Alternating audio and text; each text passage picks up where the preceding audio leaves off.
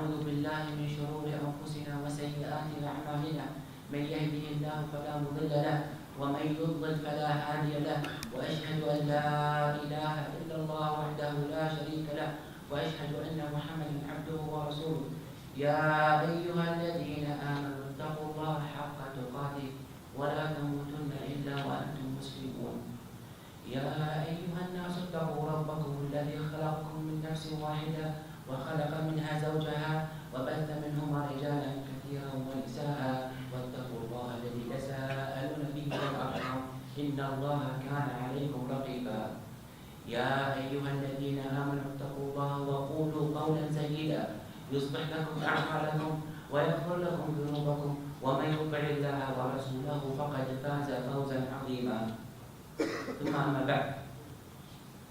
My dear beloved brothers and sisters, long time ago I didn't come to this masjid.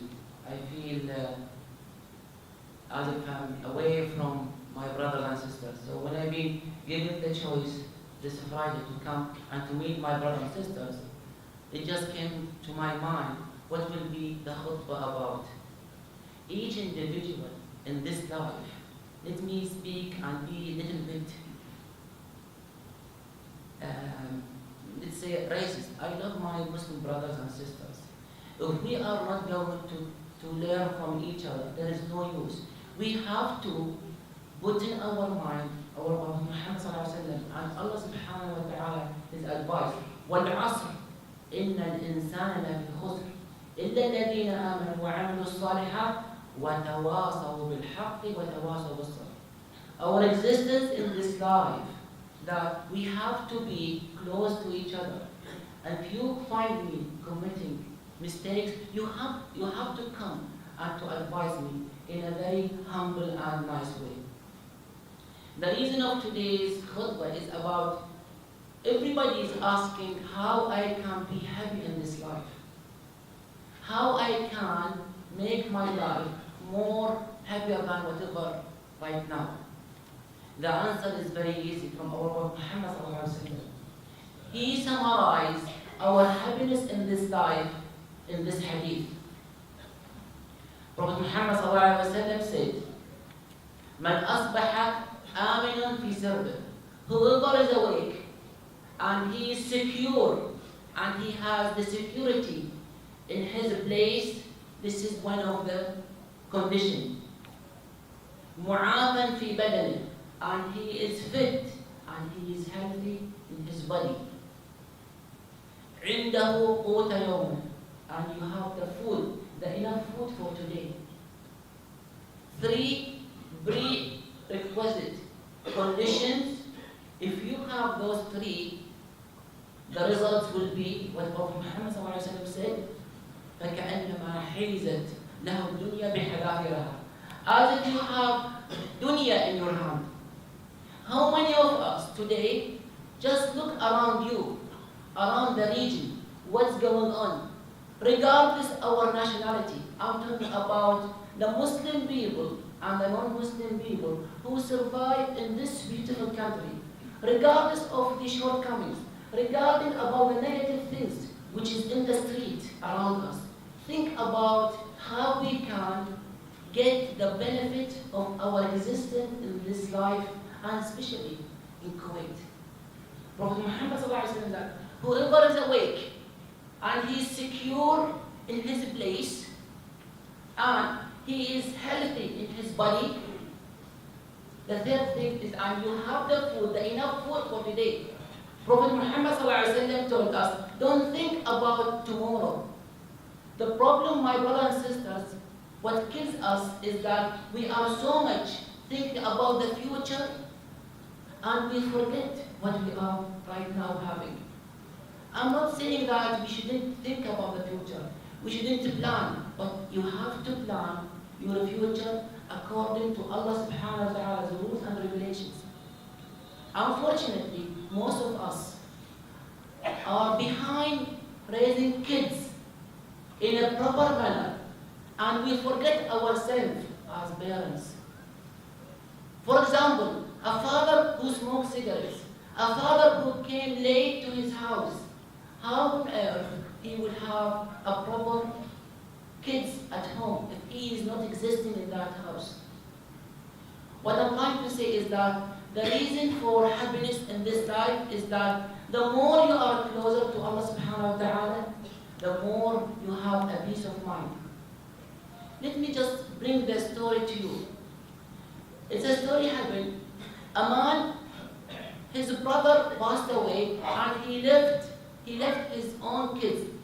Too many kids left with their uncle. This uncle was so much having a lot of distress and disappointed because how on earth he will be able to cope with those kids. Sheikh saw him and asked him, why you are very upset? He replied to Sheikh and said, my brother passed away and he left around 12 kids in my custody. And I'm so distressed. How I will look after them? The smart Sheikh, he told him, do you have enough to feed them when their father passed away? Does he left something to feed them and to take care of them for a year from now? The uncle replied, yes. Sheikh told him, please, after a year, start to get upset and start to cry. Believe it or not, in 7 months, this uncle passed away. The conclusion of this story is that don't think about the future of your kids. You think about the future of your kids if you are really praying to Allah subhanahu wa ta'ala. Every Friday, we are reading Surah Al-Kahf. If you have Surah Al-Kahf as a translation, as well as a little bit of tafsir, look at the ayah. Allah subhanahu wa ta'ala said,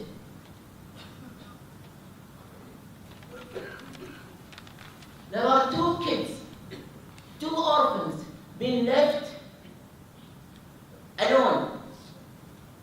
And then Allah subhanahu wa ta'ala gave them the kanz, the treasure behind the walls.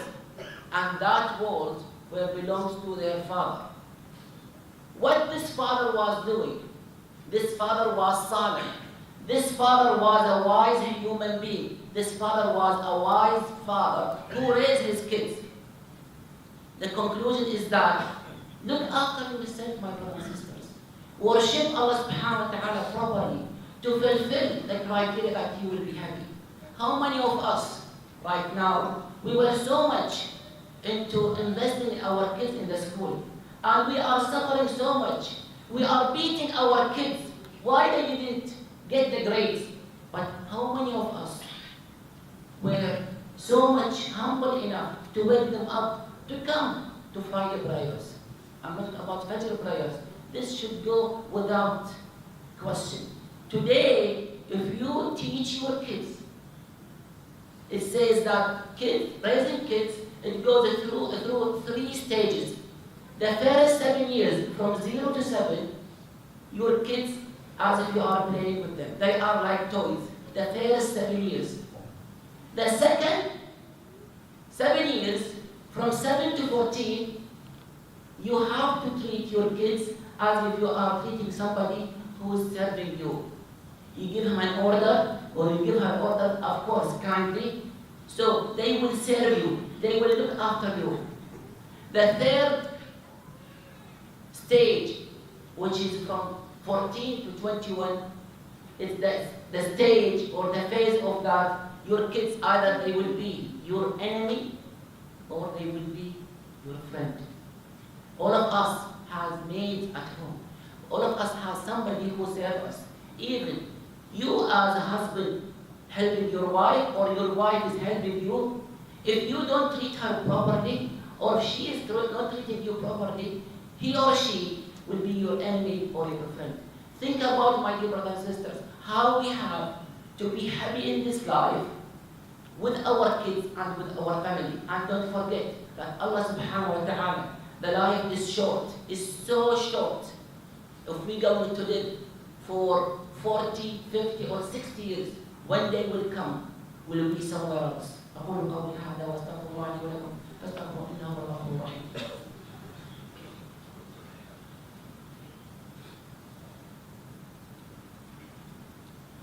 الحمد لله رب العالمين والصلاة والسلام على سيدنا محمد وعلى آله وصحبه وسلم أجمعين. My brothers and sisters, Allah subhanahu wa ta'ala stated in the Quran al-Kareem, بل الله فاعبد وكن من الشاكرين. Very short ayah, but it carries a lot of explanation and a lot of inspiration. بل الله فاعبد وكن من الشاكرين. You have to worship Allah subhanahu wa ta'ala and you have to be thankful to Allah. All of us, we slept last night. Today, there are people who slept, they didn't wake up. And Allah subhanahu wa ta'ala gave us today the chance to be awake. So we have to, بَلِلَّهَ فَعْبُدْ وَكُنْ مِنَ الشَّاكِرِينَ. That today, we have to worship Him properly. And we have to thank Allah subhanahu wa ta'ala. Mind you, my brother and sister, we always look to Allah subhanahu wa ta'ala whenever we are in crisis. You have to remember Allah subhanahu wa ta'ala while you are in your peaceful time. Because if you remember Allah subhanahu wa ta'ala during your peaceful time, you will say Alhamdulillah. Look around you, my brothers and sisters. And one of the major reasons for us to say Alhamdulillah during the peace time, to invest. Because when any time crisis comes in, we will be ready to remember Allah subhanahu wa ta'ala. And everybody knows the story. A group of people were in the sea, in their boat, and then a wind came in, and their boat was rocking. And then immediately they realized they have to worship Allah subhanahu wa ta'ala and to ask for His help. Do you think, my brother and sister, that those people on the boat, they are in need for Allah more than us?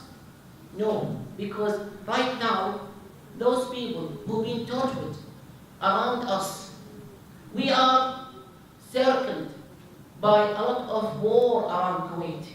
But Allah subhanahu wa ta'ala will look after us if we worship Him properly.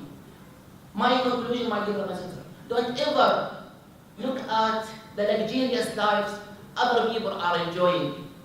We have to look to ourselves that we are behind the walls of masjid, worshipping Allah subhanahu wa ta'ala. And this is not our life. Our life starts when we will be in our graveyard. اللهم اعز الاسلام والمسلمين واذل الشرك والمشركين ودمر اللهم اعداء الدين اللهم وانصر من نصر هذا الدين واخذل من خذل